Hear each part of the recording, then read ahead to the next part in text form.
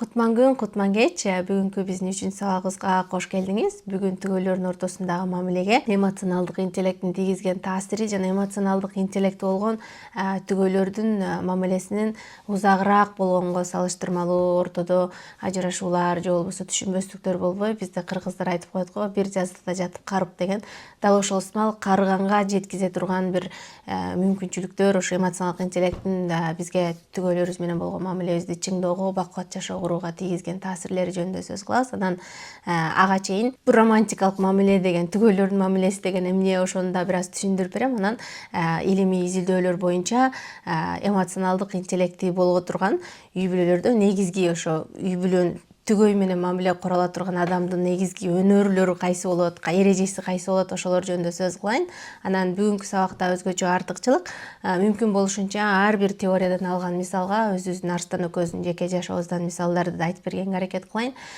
Биз Арстан экөөбүз таанышкандан кийин 3 жыл кыз жигит болуп сүйлөшкөнбүз, андан кийин үйлөнгөнүбүзгө жайында Кудай буйрса 10 жыл болот экен. Анан 13 жылдык бир түгөйлөрдүн мамилеси бар. Анан 13 жылдагы биздин мамилебизди эле эмес, адам катары өзүбүздү дагы аябай силке турган бир узун бир период экен.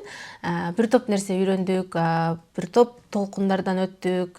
Дайыма эле адам бири-бирин ашык болуп сүйүп турбайт да, кыйынчылыктар болот, өзгөчө чет өлкөдө жашайсың. Анан ошол мисалдарды тереңирээк, эч нерсесин жашырбай кеңири айтып берсем дагы, өзүңүздүн түгөйүңүз менен болгон мамилеңизге же болбосо келечектеги түгөйүңүз менен, кокусу азырынча үй бүлөңүз жок болсо, түгөйүңүз менен кандай мамиле кургум келет эле, менин идеалымдагы үй бүлө кайсы болот эле деген мындай бир картина түзгөнгө аракет кылып аткан болсоңуз, биздин мисалдарда кандайдыр бир деңгээлде ойлоруңузду бир толуктаганга жардам тиет деген үмүттөмүн. Анан сабакка киришерден мурун ушу түгөйлөрдүн мамилеси романтика жөнүндө бир кыскача жеке мисалын айтып койсом, мен учурда Гарвард университетинин психология жаатында магистратурада окуп атам. Анан жазгы семестрга сабактарга катталайын деп сабактардын тизмесин карап отурсам, анан түгөйлөрдүн ортосунда романтикалык мамиле деген сабак бар экен да. Анан аябай кызыктым, себеби көп эле мындай психологиялык сабактардын ошончолук мындай спецификага түшкөнүн көргөн эмесмин да. Анан сабактын ичин ачып көрүп, тилекке каршы орун жок экен, каттала албай калдым. Кийинки семестрде катталганга аракет кылам, бирок сабактардын деталин окусам, мынтип жазыптыр. Адамдардын негизги мамилелеринен, мисалы туугандары, ата энеси менен болгон мамилелеринен айырмалап, ошол сүйүү, романтика мамилесин өзүнчө карап атканыбыздын негизги себеби, адам мисалы ата энеси менен, бир туугандары менен табигатынан байланыш болуп, анан чогуу өсүп, аларды ансыз деле шартсыз жакшы көрүп атпайсың. Бул агам, эжем, бир туугандарым, бул ата энем деп, анан мисалы урушуп кете турган болсоң дагы, ата энем да баары бир кечирейинчи деп, кандайдыр бир деңгээлде кечирүү үчүн да сага бир шарттар бар да. Мисалы энең менен, атаң менен урушуп кетесиң, аябай катуу таарынасың, анан бирок баары бир атаң да, энең да бир элдешкенге аракет кыласың дейт. Анан бирок ошолордон айырмаланып, адамдагы романтикалык мамиле, мисалы түгөй менен боло турган мамиле, бул башкача, өзгөчө дейт. Адамдын ичиндеги мээсинде чоң өзгөрүүлөрдү, денесинде чоң гормоналдык өзгөрүүлөрдү жаратып, ошол мээсине таасирин берип, анан бизде сүйүп баш айланып деп коет го, ошо баш айланган абалга чейин алып келе турган нерсе дейт. Анан ушунчалык ысык болот дейт. Ошол үчүн өзүнчө караганыбыз маанилүү. Анан ошо романтикалык мамиледен улам адамдын менталдык абалы дагы аябай көп жабыркайт дептир да. Ошол үчүн өзүнчө караганыбыз аябай маанилүү деп. Мисалы түгөйлөрдүн ортосундагы мисалы ишенич бузулса, таарыныч бузулса, анан ортодо мисалы кокусу ажырашуулар болгон убакта дагы, же болбосо түгөйүн бирөө азалып калган убактарда дагы адамга өзгөчө башкача бир мурун ата энеси менен болгон, бир туугандары менен болгон мамиледен изилдегенден да өзгөчө бир башкача адам өзгөчө жабыркайт. Ошон үчүн ушул теманы өзүнчө караганыбыз маанилүү. Романтика бул такыр башкача сезим дептир. Анан мен аябай кызыгып калдым. Анан бүгүнкү сабакта дагы ошол романтика, негизи романтика сүйүүгө мамиледе бактылуу бир сүйүүсү болуш үчүн адамдар эмне кылыш керек, кандай эрежелер болуш керек деп изилдеп атып. Анан сонун доктор Джоан Давиланын Нью-Йорк университетинде, кийин Калифорниядагы Лос-Анджелес университетинде билим алган психолог, учурда Нью-Йоркто иштейт. Доктор, профессор, ошонун бир теориясын таап алдым да. Анан ошону кадимдей көп эле психолог, психотерапевттердин маалыматтарын окудум, бирок ушул айым ушул психолог баарын анан бир белгилүү бир деңгээлде сонун бир бизге мындай жөнөкөй адамдар түшүнө ала тургандай, мисалы биз айтып бере турса алып түшүнө калып эле жашообузда колдоно тургандай бир романтикалык мамиленин негизги үч өнөрү. Азыр ар бир романтикалык мамиле, түгөй менен мамиле кургусу келген ар бир адам билиши керек деген өнөрүн айттым. Ошону силерге түшүндүрүп берейин бүгүнкү киришүү сабагы катары.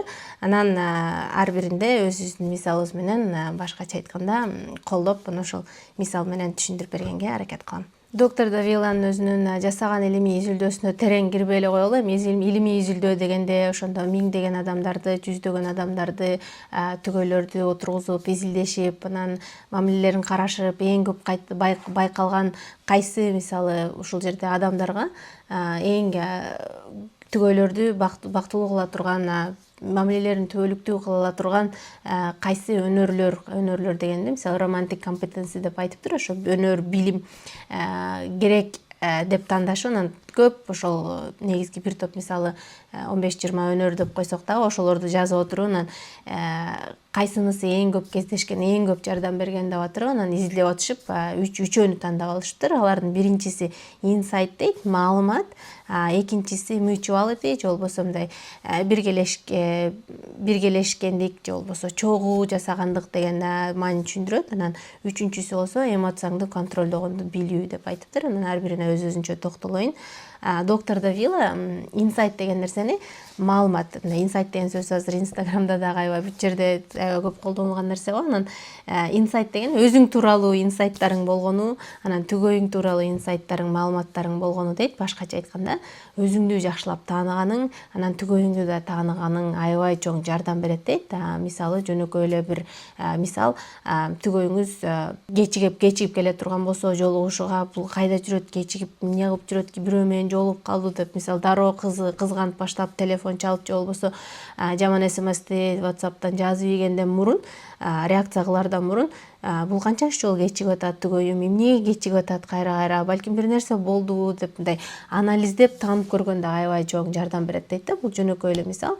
Арстан экөөбүз азыр ушул тапта мен окуп атам, жумушум бар. Арстан дагы азыр басма үйүн иштетүү менен аябай алектенип атат. Анан бош убактыбыз, балабыз дагы бар. Анан кечинде балабызды бакчадан 5-те алгандан кийин кечки саат 9га чейин, 9-9:30 барып уктайт. Анан ага чейин 5 саат балабыз менен алектенебиз. Андан кийин экөөбүзгө мындай 1-2 саат эле убакыт калат. Бирок көпчүлүк учурда биз күндүз кечки аябай интенсивдүү күн болгон үчүн чарчап калып, анан уктап калып, анан ар түрдүү убакытта көзгө бири-бирибизге убакыт болбой, анан мен Арстанга жиним келип атчы да. Мен мисалы кечинде Алманды уктатканда мен уктап калып атам, сен уктабайсың, кечинде бир топко чейин иштей бересиң, анан эртең менен мен мисалы эрте уктап кала турган болсом, эртең менен саат 5-те туруп сабак окуп, анан чай ичип, эртерээк камданганды жактырып атсам, мисалы Арстан мисалы түнкүсүн 2-3кө чейин иштеп, анан эртең менен мисалы Алман ойгонго чейин 8ге чейин уктап калат. Анан экөөбүзгө чогуу убакыт таба албай, анан түшүнүшө албай, мен мисалы Арстанга жиним келип атчы да, сен эмне үчүн мен уктаганда чогуу уктап, менин убакыт өткөргүң келбейт деген сыяктуучу. Мисалы бул демек мен Арстандын бул жашоо образын дагы тааныганга аракет кылбай атканым экен да. Андан кийин ушундай балалуу болгондон кийин ушундай көйгөйлөр башталды. Анан бири-бирибизге убакыт табылбай атты да. Анан мисалы башка бирөөлөрдүн мамилеси үчүн чогуу эмне мамиледен мага эмне маанилүү дей турган болсо, башка нерселер болушу мүмкүн, бирок мен үчүн мамиледе чогуу сүйлөшкөнүбүз аябай маанилүү да. Анан 1 саат, 2 саат болсо дагы мындай жөн эле ар кайсы темалардан сүйлөшүп, талкуулап отурган мен үчүн аябай керектүү нерсе. Биздин мамилебизди сактай турган негизги нерселердин бири деп да ойлойм. Анан өзүм адам катары да көп киши менен аябай ачылып сүйлөшө албайм. Анан Арстан менен жакшы сүйлөшөм да. Ошол сүйлөшүү мага аябай адам катары да керек да. Анан ошол убактарда убакыт менен да жарышып атып, анан баардык нерсеге кантип жетишем деп аракет кылып атам. Анан уктоо тууралуу, уктоонун адамга тийгизген таасири, анан эске тутуумда төрөгөндөн кийин айымдардыкы начарлап калат го. Ошо эске тутуу, анан мээни кайра мурдагы курч абалына алып келүү деген темаларды изилдеп атып, анан адамдын биологиялык сааты, ар бир адам бир адамга бир адам кааласа каалабаса да мындай физиологиялык жактан окшошпогон үчүн бир үйдө жашаган адамдардын жашоо образы бири-бирине туура туура келбей калышы мүмкүн деген нерселерди үйрөнүп калдым да. Мисалы Арстан мисалы түн ортосунда иштеп, эртең менен кечирээк тура турган болсо, мен мисалы эртерээк жатып, эртең менен эртерээк турган адам болуп калышы мүмкүн деген сыяктуу. Анан адамдын мындай биологиялык сааты да бири-бирине туура келбеген үчүн анан ошол нерселерди түшүнүш керек экен дейт да. Анан Арстанды кадимкидей башка бир ракурстан карап калдым да. Мындай чыгармачылык менен иштеп аткандан кийин, китепти жаратуучулук жасап аткандан кийин бул мындай робот сыяктуу барып эле жумуш жасап салайынчы деген жумуштар эмес, көп чыгармачыл жумуш талап кылат да. Анан менин чыгармачылыгым, илхамым түн ортосунда келет деп айтчу да. Анан мен деле илгери жаш кезимде ошондой болчумун. Анан бирок кийин балалуу болгондон кийин, анан күндүз жумушта да жоопкерчиликтерим жогорулагандан кийин анан чарчап калып, анан физикалык жактан чарчап калып уктап калып атам да. Анан ошол нерселерди түшүнгөндөн кийин анан кадимкидей конфликт ортого чечилип баштады да. Анан экөөбүз тең аракет кылып, анда экөөбүз тең эки башкача адамдар экенбиз. Анда кайсы убакта тапсак, күндүз мисалы түшкү тамактын убагында дайыма бошогонго аракет кылсакпы, анда мен жумушту эртерээк баштайын да, бүтүрөйүн дагы, анан 12ден 1ге чейин чогуу тамак ичели, сыртка чыгып келели, басып келели, анан сүйлөшөлү деп, анан күн ичинде ошо экөөбүзгө сүйлөшкөнгө убакыт таап калдык да. Анан ошол сыяктуу эле бири-бириңди таануу, алгач өзүңдү таануу, анан төгөйүңдү таануу дагы анан көп конфликтти алдын алат дейт да. Анан ошо романтикалык мамилесин сактап калгысы келген адамдарга эң керектүү боло турган эң биринчи өнөр ушул маалымат. Өзүңдү тааны, кандай адамсың, кайсы убакта жиниң келет, кайсы убакта кубанасың, кайгырасың, кызганасың, анан ошол эле учурда түгөйүң кандай дейт. Анан кийинки экинчи лекцияда бул конфликттерди кантип чечүү болот, анан конструктивдүү диалогду кантип курса болот, бир техникалык кеңештерден бөлүшөм. Анан буга дагы кантип ошол экөөң урушуп кетпей сүйлөшүүгө мүмкүн деген нерселерди кеңирээк айтып берем. Бул кичине гана кириши болсун. Доктор Давила белгилеген экинчи түгөйлөргө сөзсүз керек боло турган өнөр бул mutuality, же башкача айтканда чогуу чечим чыгаруу, бири-бириңди өзүң деле ойлой бербей, бири-бириңе мага да ага да жага тургандай ортодогу бир орток точканы, чекитти тапканга аракет кылалы деген нерсе. Бул мисалы чечим чыгарып атканда мен эле мен дей бербей, мисалы жолдошум үчүн кандай болот эле, жубайым үчүн кандай болот эле деп ойлонуп чечим чыгарган, бул аябай сөзсүз керек боло турган нерсе дейт. Мисалы Инстаграмда мага айымдар аябай көп жазышат. Баракчамдын көбүнчөсүндө жазылгандар айымдар болгон үчүн. Анан мисалы биз жолдошум Москвага иштеп кеткен атат, же болбосо Америкада. Анан мен барайын десем, сен ата-энем жанында кал деп атат, анан мен баргым келет деп айтат да. Бирок мисалы бул үй бүлөнүн ичинде мисалы дисфункция деп айтсакпы, так ушул экинчи өнөр иштебей турат да. Себеби бирөө чет өлкөгө чыгып атса, кете турган болсо, экөө чогуу сүйлөшүш керек да. Мен кетсем сага да жагабы же сага да жакпайбы деп, анан экөө бири-бири менен компромисске барып, анан чогуу чечим чыгарганга аракет кылыш керек да. Мисалы жолдошум Москвага кетип атса, аябай көп ушундай мисалдар бар.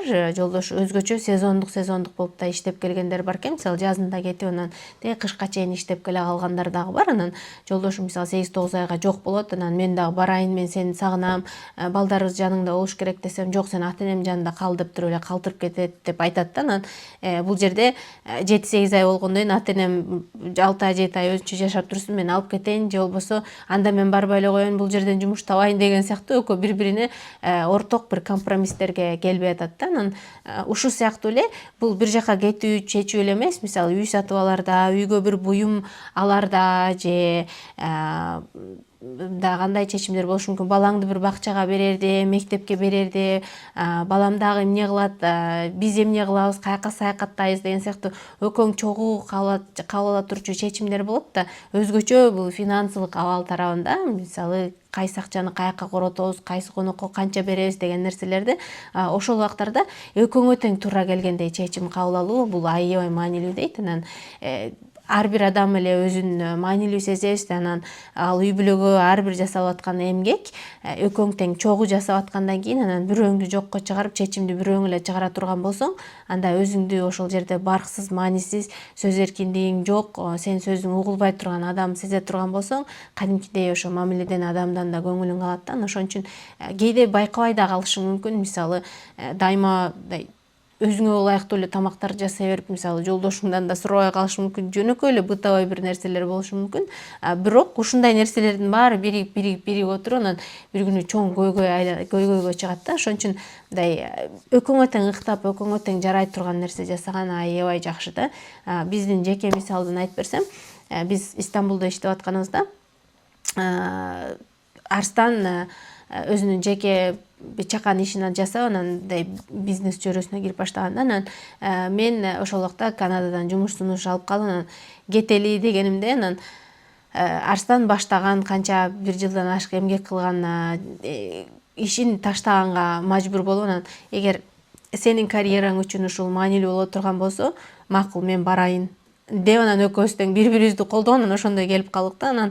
Андан кийин мисалы мен декреттик өргүдө отуруп, анан аябай кадимкидей 10 айдан кийин чоң депрессияга кирип, анан элге аралашкым келди да. Себеби дайыма иштеп, мисалы 6 жашымда мектепке барган болсом, ошондон бери эле сыртта чөйрөдө жүрүп, анан 30 жашка чыкканда бала төрөп, анан 10 ай түптүз үйдө бала эмизип эле, тиякпаган кусунду болуп эле үйдө отуруп кала турган болсоң, аябай чоң депрессия болот экенсиң. Анын үстүнө пандемиянын убагы дагы болчу, анан жалгыз болуп, анан мен жумушка чыгайын, онлайн үйдөн иштейт элем десем, анан Арстан анда декреттик өргүнүн калганын мен алайын дагы, мен жумуштан чыгайын дагы, анан бала бакчага барганга чейин мен үйдөн карап турайын, сен иште, сенин бакубатың маанилүү деп, анандай ушундай чечимдерди экөөң тең биргелешип, экөөңө тең жарай тургандай чыгарган аябай маанилүү экен да. Анан бул нерсени биз өзүбүз эле капталдан эле сезип эле үйрөнүп калдык деген нерсе жок. Жашоо да кандайдыр бир деңгээлде мажбурлады. Анын үстүнө биз экөөбүз элебиз, чет өлкөдө башка эч кимибиз жок, колдой турган кишилерибиз жок. Анан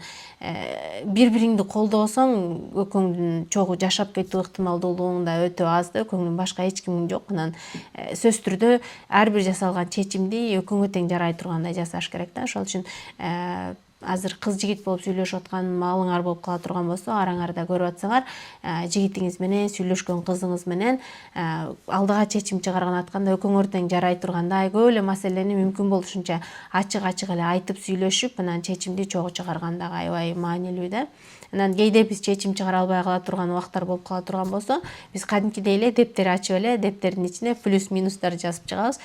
Мисалы жөнөкөй эле жаңы бир үйгө көчүшүбүз керек дей турган болсок, мисалы жаңы үйдүн боло турчу плюстарын, анан минустарын баарын жазып чыгып туруп, анан бирөөбүз мисалы көчкүбүз келбей атат дейли, бирөөбүз көчкүбүз келип атат дейли, бирок экөөбүз тең бири-бирибизди кыя албай атабыз. Анан ошол убакта чын эле плюс минустарын жазып, мындай сырттан нейтралдуу адам катары карап, анан чыккандан кийин чечимдин жыйынтыгын көргөндөн кийин, анан экөөбүз тең эмоцияларыбызды, сезимдерибизди ары коюп, анан рационалдуу адам катары карап, көрсө реалдуу түрдө минусу көбүрөөк турбайбы плюсуна караганда, анда ушул жерде эле отуруп туралы деген сыяктуу чечим кабыл алабыз да. Ошон үчүн бул аябай жакшы методика, экөөң урушуп кетпейсиң. Плюс минустарды жазып атканда да кадимкидей оюн сыяктуу ойлонуп, анан баарын тизмелеп, экөөңөр тең кошуп, бир жакшы бир натыйжа болот. Анан жөн эле сөз менен чечим чыгарганга караганда, ошо жыйынтыкты санды көргөн адам качан көзү менен бир нерсени көргөндө дагы мындай ишенгени дагы оңоюраак болот да. Акча маселесинде да көп колдонсоңор болот. Кайсы нерсени сатып алабыз, сатып албайбыз деген нерсени экөөңөр чогуу корото турган нерсеге да ушул плюс минус иштейт да. Ошол экинчи өнөр, бул дайыма экөөңдү ойлоп, экөөңө тең жарай турган чечим кабыл алуу, башкача айтканда чогуу биргелешкендик деп айтсак болот. Доктор Давила түгөйлөргө сөз керек боло турган үчүнчү өнөрдү эмоцияларыңды регуляциялаган, башкача айтканда эмоцияларыңды башкарганды билүү деп айтат.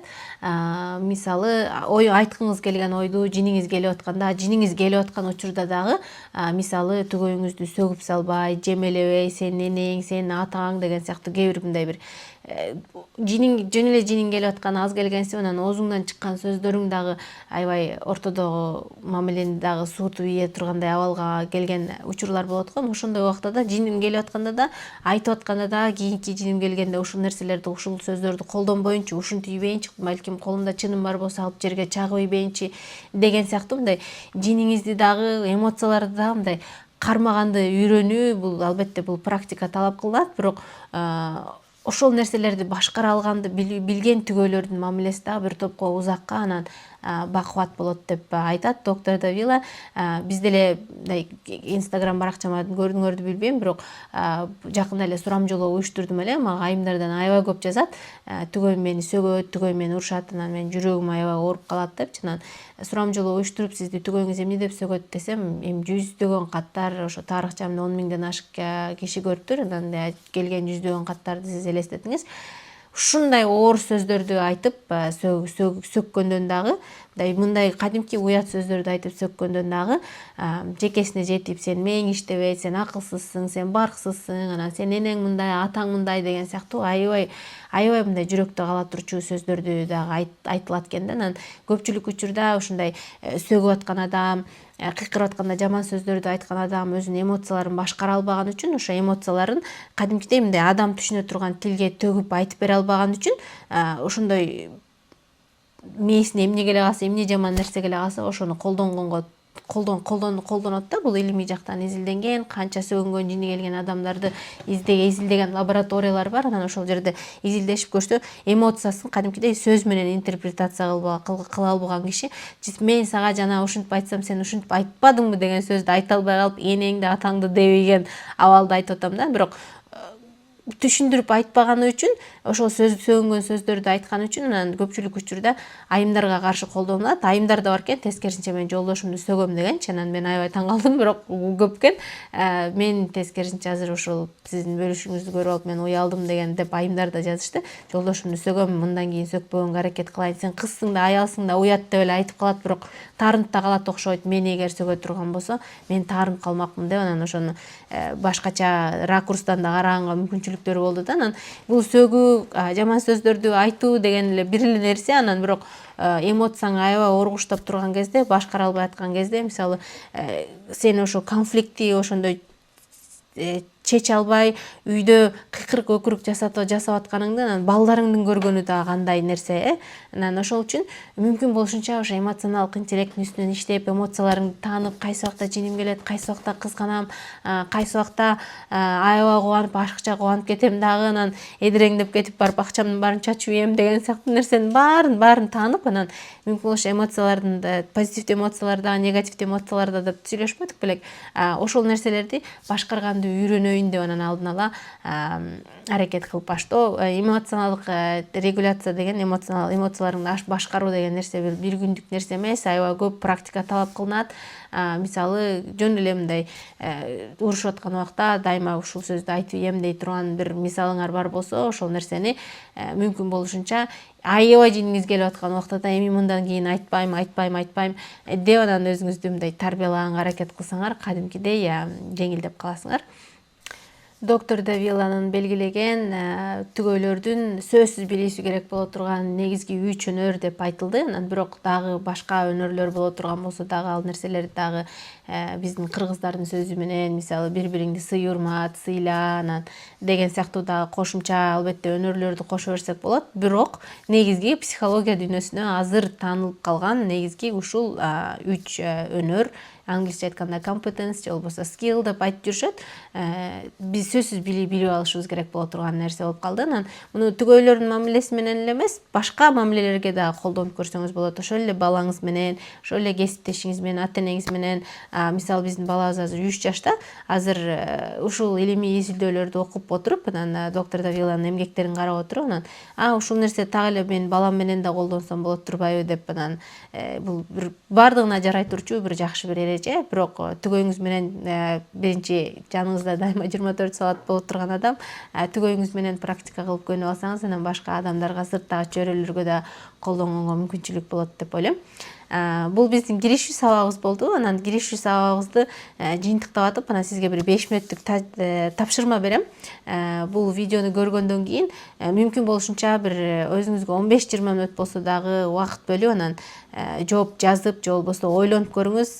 Эгер жоопторуңар болсо, комментарийде жазсаңар дагы чогуу талкуулаганга даярбыз. 5 мүнөттүк тапшырмада акыркы убакта эсиңизде калган, акыркы бир канча күндүн ичинде же болбосо негизи эле эсиңизде калган бир түгөйүңүз менен болгон бир, эгер түгөйүңүз жок болсо, бир жакын адамыңыз менен болгон бир конфликтти эстөөңүздү сунуштайт элем. Анан ошол конфликт болгондо сиздин кандай эмоцияларыңыз болду эле, өзүңүздү кандай сездиңиз ошол убакта? Ошону сөзсүз түрдө мүмкүн болушунча 27 сезимди да бергем тизмесин, мүмкүн болушунча ошолорду тизмелеп жазганга аракет кылып көрүңүз. Аябай жиним келди, аябай ичим күйдү, ардандым, же болбосо аябай кызгандым, анан өзүмдү барксыз сездим деген сыяктуу ошол конфликттин натыйжасында сиз ошо өзүңүздү кандай сезимде калдыңыз, ошол нерсени сөзсүз түрдө тизмелеп жазып көрсөңүз, анан ошо конфликт учурунда мен эмне кылдым деп өзүңүздү да карап көрүңүз. Сырттан конфликт бүткөндөн кийин эс алып атканда, билем ал конфликтти эстеген өзгөчө ичиңиз күйүп таарынган нерсе боло турган болсо, ал туурасында да ойлонгон да аябай оор билем, бирок бул кийинки конфликтти башкарганды үйрөнүүңүз үчүн бул аябай маанилүү. Ошон үчүн мүмкүн болушунча өзүңүздү кыйнап ойлонуп көрүүңүздү сунуштайм. Ошо конфликт убагында мен эмне кылдым?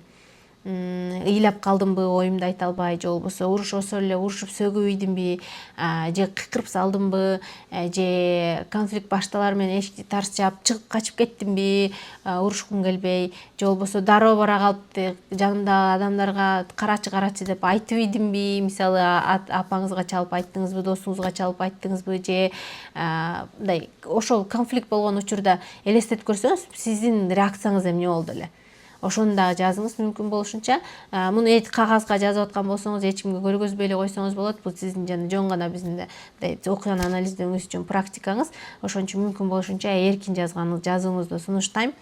Андан кийин ошо реакцияңызды ойлонуп көргөндөн кийин ошо сиздин эмоцияңызды, айткыңыз келген ойду айта алыптырсызбы же айта албай калыптырсызбы? Айта алганда бир маселе, анан ошол ичиңде калып калат го, айта албай калып ушуну айтып салсам болмок экен деп мындай ичиңде бир өч алгың келген сыяктуу бир сезим пайда болуп калат го. Ошондо мисалы эмне сөздөрдү айта албай калыптырсыз, эмнеге айта албай калыптырсыз, ошону дагы анализдеп сөзсүз түрдө жазып көрүңүз.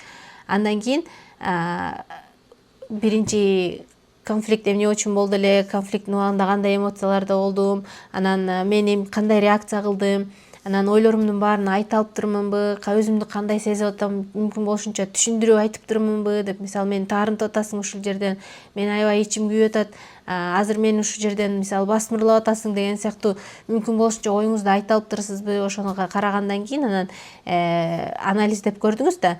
Андан кийин мындан кийин дагы ушундай конфликт чыкканда кандай кылсам болот экен деп өзүңүзгө бир план түзүп көрсөңүз. Мисалы мен Арстан экөөбүз мурун конфликтибиз болгондо, Арстан өзү кыйкырып урушпаган киши, бирок биз сүйлөшүп атканда дайыма мен ыйлап калып, жана жертванын образына кирип деп айтып коет го, мен ыйлап оюмду айта албай калып, анан тескерисинче Арстан сооротуп, анан натыйжасында биздин эч бир конфликтибиз чечилбей калчу да. Анан белгилүү психолог, клиникалык психолог Джордан Питерсон айтат, үй бүлөлөр ажырашаарда бир эле конфликт үчүн ажырашпайт деп. Көп жылдан бери ошо чечилбеген, ортодо столдун үстүнө алып келип ысыгында сүйлөшүлбөгөн конфликттер аябай топтолуп кеткен үчүн анан аягында бир эле кичинекей бир уруштун натыйжасында ажырашып кетишет. Анан көптөр ойлошот эте, ушуга эле ажырашасың депчи. Жок, ушуга эле эмес, анын аркасында канча жылдык, канча ондогон, жүздөгөн чечилбей калган, айтылбай калган эмоциялар, таарынычтар, капалар, анан сүйлөшүлбөй калган конфликттер бар да. Ошон үчүн мындан кийинки окуя боло турганда сөзсүз түрдө сизге жардам бере тургандай ойлонуп көрүңүз, мындан ары кандай кылсам болот эле деп. Мен ушул методика менен кадимкидей өзүмдү изилдеп атып, анан азыр бул ыйлап калган бир эле маселе, анан кийин мисалы конфликттен качып кетүү деген дагы мен үчүн аябай маанилүү нерсе болчу. Деп столдун үстүнөн туруп кетип эле, мисалы дасторкондун үстүндө башталат, жана ушинтип койдуң эле деп сүйлөшүүлөрчү. Анан ошондо мен туруп кетип эле, анан же болбосо ыйлап барып жатып алчумун. Мисалы качып кетип да сүйлөшүп, биринчи ыйлап калып сүйлөшө албай калчубуз, жатып алып сүйлөшө албай калчубуз. Андан кийинкиси болсо дароо өзүмдү андан кийин бир аз көнгөндөн кийин, бир канча жыл болгондон кийин, үйлөнгөнүбүздөн кийин, Арстанга абдан көнгөндөн кийин анан мен өзүмдү коргоп баштадым да дароочу. Бирдеме айта электе эле сен ушинтпедиңби деп кайра мындай контр атака кылыпчы, кайра атака кылып. Ал дагы болбойт да. Анан кийинки конфликтте тиги канча чечебиз деген сабакта, кийинки 4-сабакта сөзсүз бунун үчүн түшүндүрүп берем, бирок ошол маселелерди көрүп анан ушул силерге берип аткан 5 мүнөттүк практиканын натыйжасында менин негизги ушул 3 аракетим бар экен, ошон үчүн эч бир маселебиз чечилбейт экен деп анан ушулардын үстүнөн арылганга аракет кылып, өзгөчө уруш талаш конфликт болгондон кийин кечке ошол нерсени ойлоп жүрөсүң да эстей бересиң, кайра ичиң күйүп калган болсо кайра ичиң күйө берет. Анан мындан кийин да кайра кайталанганда ошону кылбаш үчүн эмне кылсам болот деп ойлонуп отуруп, анан ошол 3 нерседен арылып азыр абалым аябай бир топ жакшы болуп калды. Кадимкидей сүйлөшүп калдык. Анан кайра ошол маселе эскергенде, мисалы тамашалап, баягыдай триггер болбой калдым да, тамашалап жооп берип анан Арслан да күлүп калды. Сен аябай кадимкидей эмоционалдык жактан сонун жетилип калдың. Бир нерселер сен менен сүйлөшүү аябай оңой болуп калды деп. Анан бул мага жакшы бир комплимент болуп, анан кайра дагы мындан ары дагы мүмкүн болушунча маселени сүйлөшүп чечейин дегенге бир мотивация болуп калды да. Анан ошон үчүн ушул практиканы сөзсүз жасап көрүңүз. Анан айланаңызда эмоционалдык жактан жетилген, сизге жакшы бир мисал боло турчу адамдар боло турган болсо, ошолорду да көзөмөлдөп көрүңүз. Мен урушканда ушул адамдай болуп урушсам сонун болмок эле деген адамдар барбы? Мисалы оюн акырын мындай муздак кандуулукка салып, ошол жерде акылмандуулук менен маселени чечип кете турган, билбейм, балким апаңыздыр, атаңыздыр, же балким ошол эле түгөйүңүздүр, же досуңузdur. Айланаңызда ошондой маданияттуу сонун урушкан адам барбы? Ошону да карап көрүңүз, анан салыштырып көрүңүз да өзүңүздүн аракеттериңизди, анан өзүңүздүн урушуу стилиңизди. Ошол биздин 3-чү лекциябыз ушундай киришүү жасалды. Кийинки 4-чү лекциябызда түгөйүң менен урушуп ыйлап калбай, мен айткан ушул 3 аракетти кайталап калбай, бул менин эле аракетим, дагы башка дагы көп болушу мүмкүн тизмелер. Кантип конструктивдүү түрдө диалог курсак болот, муну айтпаш керек, муну айтыш керек деген сыяктуу бир практикалык кеңештерди берем. Суроолоруңуз болсо сөзсүз жазыңыз. Силер менен сүйлөшүп, байланышып, бул чакан группа, ошон үчүн чакан группа кылып түзгөнбүз. Ар бир адамдын суроосу болсо жооп берейин деген. Ошол үчүн сурооңуз болсо, же болбосо башка бир комментарийиңиз болсо дагы, мүмкүн болушунча ушу сабак боюнча да комментарийиңиз болсо ачык айтып койсоңуз мен үчүн дагы сонун болмок эле. Мындан кийин дагы биздин бир канча лекцияларыбыз бар. Ошол сиздин сурооңуз боло турган болсо дагы ошол үчүн изилдеп, мүмкүн болушунча жооп таап келгенге дагы аракет кылам. Ошол, мен менен болгонуңузга чоң рахмат. Пайда таптыңыз деген үмүттөмүн. Кийинки лекцияда жолукканча.